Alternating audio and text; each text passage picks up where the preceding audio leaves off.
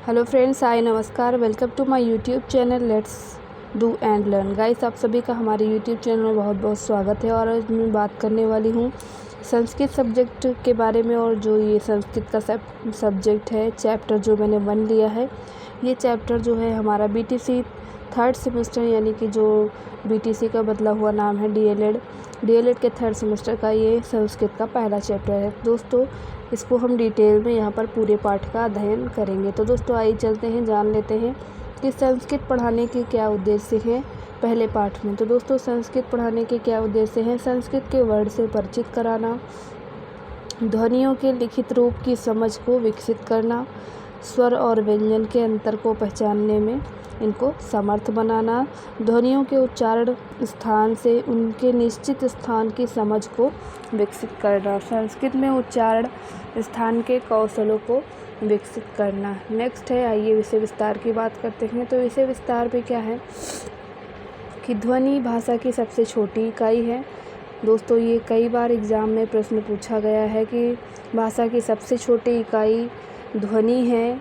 और अगर हम बात करें कि जो है ग्रामर की जो सबसे छोटी, यानी व्याकरण की जो सबसे छोटी इकाई है, वो है वर्ण, यानी कि इन दोनों में अंतर है। तो यहाँ पर आप ध्यान से इसको नोट कर लेंगे। इतनी छोटी इकाई है कि इसका कोई खंडन नहीं, यानी कि ध्वनि है एक ऐसी चीज़ है जिसका कोई खंडन नहीं किया जा सकता, इससे छोटा कुछ नहीं होता। व्यक्ति जो वाणी द्वारा का, खा या आ का उच्चारण करता है, तो जो कुछ हम कान से सुनते हैं वही है हमारी ध्वनि। का खंड हो सकता है, पर का हलंत और आ का खंड नहीं हो सकता। ध्वनि और वर्ण भाषा की एक ही इकाई के दो नाम हैं, दोनों में सिर्फ थोड़ा अंतर है। ध्वनि केवल बोलने और सुनने में आती है, आँख से उसका स्वरूप देखा नहीं जा सकता, किंतु वर्ण बोलने और सुनने के साथ साथ लिखित रूप में देखा भी जा सकता है। लिखित वर्ण को पढ़ा भी जा सकता है। वाणी द्वारा व्यक्त ध्वनियों के प्रतीक या चिन्ह को वर्ण कहते हैं। इन ध्वनियों के लिए एक एक वर्ण निर्धारित है। वर्ण में जब स्वर जुड़ जाता है तो वो अक्षर बन जाता है, और सभी स्वर वर्ण भी हैं और अक्षर भी। का हलंत, खा हलंत वर्ण है। का हलंत प्लस आ क्या है? अक्षर है। वर्ण केवल एक ध्वनि का सूचक है, जैसे कि का हलंत और खा, किंतु अक्षर में एक या एक से अधिक ध्वनियाँ होती हैं। वर्ण अक्षर तभी बन सकता है जब उसमें स्वर जुड़ता है, जैसे का हलंत प्लस आ बराबर का। ध्वनियों को दो भाग में बांटते हैं, स्वर और व्यंजन। आइए जानते हैं स्वर और व्यंजन। तो स्वर क्या होते हैं? स्वर और व्यंजन के सम्मिलित समूह को हम क्या कहते हैं? वर्णमाला कहते हैं। स्वर, दोस्तों, वर्णमाला पे मैंने डिटेल में वीडियो बनाई है। आप लोग को अगर वर्णमाला पढ़नी हो तो हमारी हिंदी की जो वीडियो है वर्णमाला की, वो आप पढ़ सकते हैं और बहुत ही ज़्यादा हेल्पफुल होगी वो आपके लिए। तो दोस्तों, स्वर स्वतंत्र ध्वनियाँ हैं, इनमें उच्चारण ने किसी और वर्ण की सहायता नहीं लेनी पड़ती, जैसे आ, ई, किंतु व्यंजन बिना स्वरों की सहायता से उच्चारित नहीं हो सकते। संस्कृत में सबसे पहले लिखित रूप में पाणिनि द्वारा माहेश्वर सूत्र प्राप्त होता है, जो इस प्रकार है: अयूढ़, ऋऋक, एओंग, एओच। तो ये सारे क्या हैं? स्वर हैं। उसके बाद जो है हमारा व्यंजन क्या है? हैवरट,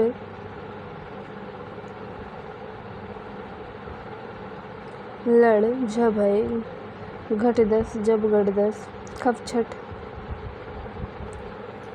यच, तटव, कपय, सस्सर और हल, ये हमारे क्या हैं? व्यंजन हैं। ऊपर की 4 लाइन स्वर हैं, बाकी के व्यंजन हैं। तो यद्यपि संस्कृत भाषा में हिंदी भाषा की वर्णमाला का ही प्रयोग होता है, परंतु वर्णों का क्रम हिंदी की अपेक्षा यहाँ पर क्या है? भिन्न है। उपयुक्त सूत्र के हिसाब से क्या करते हैं? महर्षि पाणिनि ने अपने व्याकरण के लिए क्या किए हैं? 42 प्रत्याहार का प्रयोग किया है। वो प्रत्याहार क्या है?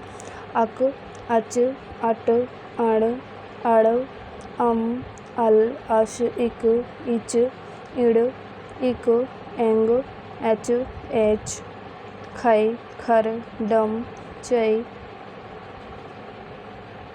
चर, छव, जय, झय, रर, झव, झश, झस, वस, भस, मय, यण, मय, म, यम, यय, यर, रल, वल, वश, सर, सल, सस, हल।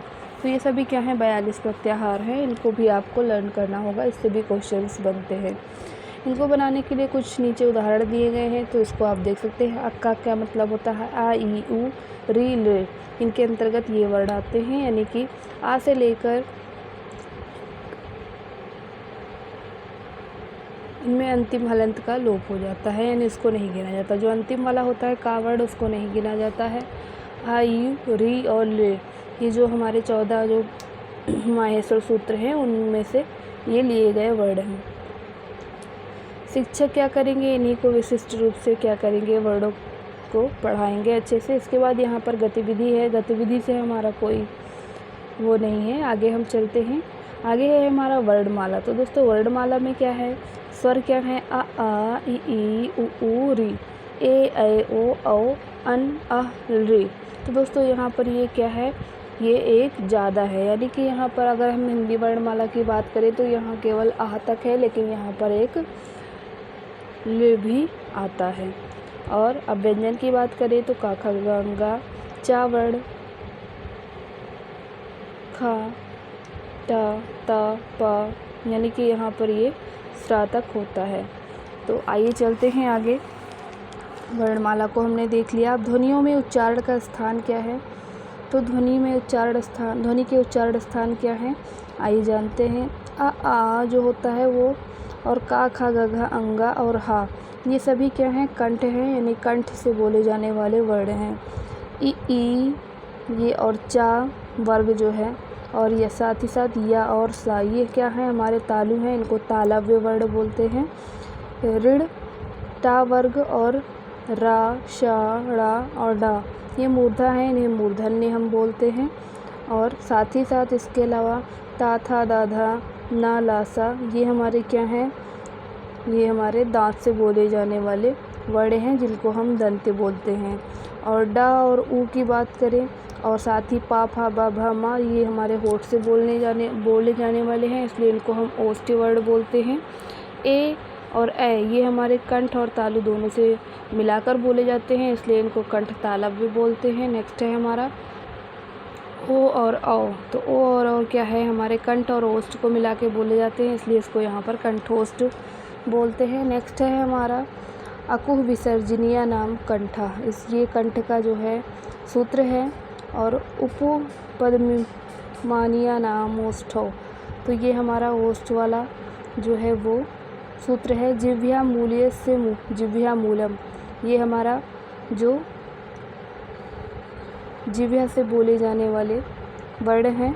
इचु यशा नाम तालु, ये इचु यशा नाम तालु, ये तालु का जो है सूत्र है। एदैतो कंठ तालु, कंठ तालु से बोले जाने वाले वर्ड के लिए यहाँ पर ये सूत्र है। नासिका अनुस्वारस्य, तो जो नाक की सहायता से बोले जाते हैं वो हमारे नासिका अनुस्वारस्य कहलाते हैं। ऋचु रसाणाम मूर्धा, तो ये मूर्धा से बोले जाने वाले शब्द के लिए फार्मूला है, यानी कि सूत्र है। ऋतु रसालाम दंता, यानी ये दांत से बोले जाने वाले वर्ड का सूत्र है। उदयतो कंठेष्ठम, यानी कंठ से बोले जाने वाले वकारस से दंतोष्ठम, तो ये दंतोष्ठ, यानी ये कंठ और ओष्ठ, और ये दंत और ओष्ठ, इन दोनों को मिला के बोले जाने वाले। मुख नासिका, मुख और नासिका दोनों के मिलने से जो अनुस्वार व अनुनासिक का प्रयोग करते हैं वो उसका फार्मूला यानी इसका सूत्र है।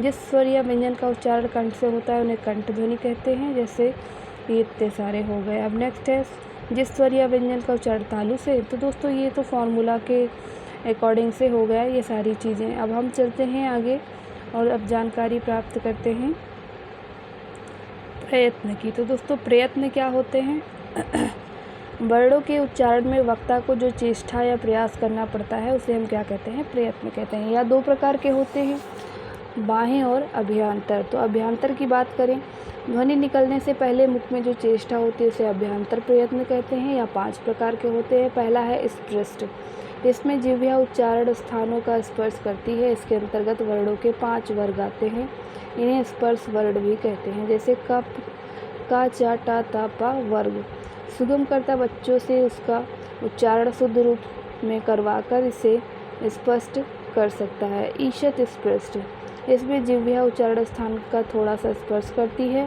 और इसके अंतर्गत या वारा ला आते हैं। विवृत, यानी इसके अंतर्गत क्या होगा, मुंह का फैलना, यानी मुंह फैल कर यहाँ पर फैलाकर बोलना पड़ता है। जैसे रे। ईशत विव्रत में क्या होता है, जिसमें जिह्वा का थोड़ा सा उठाना पड़ता है, जैसे शा, शा, शा, ये सभी वर्ड इसमें आते हैं। समृत का मतलब कि मुंह जब सिकुड़ कर, यानी मुख के अंदर उच्चारण वायु मार्ग मुख के अंदर बंद रहता है, जैसे ध्वनि अ। बाह्य प्रयत्न में क्या होगा, मुख से वर्ण निकालते समय जो चेष्टा होती है उसे बाह्य प्रयत्न कहते हैं। ये 11 प्रकार के होते हैं। कौन कौन से?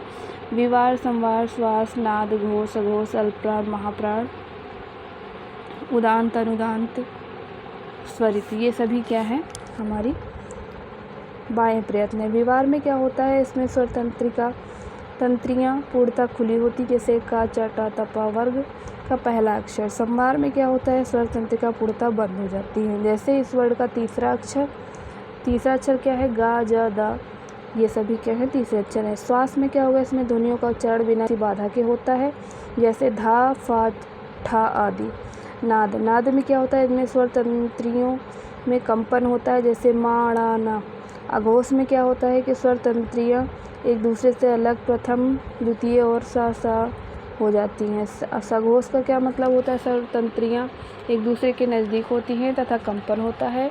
वर्ग का तृतीय, चतुर्थ और पंचम या और अलावा हा इसके अंतर्गत आते हैं। बात करते हैं अल्पप्राण की, तो अल्पप्राण में क्या है कि इसमें प्राण वायु की मात्रा न्यून होती है, ऐसे वर्णों को अल्पप्राण ध्वनि कहते हैं, जैसे वर्ण का पहला, तृतीय और पंचम अक्षर ये हमारे इसके अंतर्गत आएंगे। महाप्राण की बात करें तो ध्वनियों के उच्चारण के में श्वास अधिक मात्रा में प्रयोग होता है, उन्हें महाप्राण वर्ण कहते हैं, जैसे वर्ग का तृतीय, चतुर्थ और सा, हा, 9, 10, 11, यानी उदात्त, अनुदात्त और स्वरित, ये क्या है, एक में एक मात्रा, द्वितीय मात्रा और 3 मात्रा वाले जो वर्ण होते हैं, यानी यहाँ पर क्या है, एक मात्रीय वर्ण है, यहाँ पर मात्रा लगी हुई है 2 मात्रा, यहाँ पर 3 मात्रा का समय लगता है। इनको ह्रस्व, दीर्घ और प्लुत स्वर कहते हैं।